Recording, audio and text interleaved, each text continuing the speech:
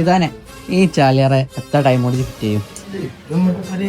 1 മണിക്കൂർ കൊണ്ട് ചെയ്തുതരാം. 1 മണിക്കൂർ ഉണ്ടാവും. ആരിഫെ 1 മണിക്കൂർ കൊണ്ട് കിട്ടുമോ? 1 മണിക്കൂർ കൊണ്ട് ചെയ്യാൻ മാക്സിമം 1 മണിക്കൂർ ചെയ്തെടുത്തു. 1 മണിക്കൂർ കൊണ്ട് ചെയ്താ 1000 ഉറുപ്പിക തരും.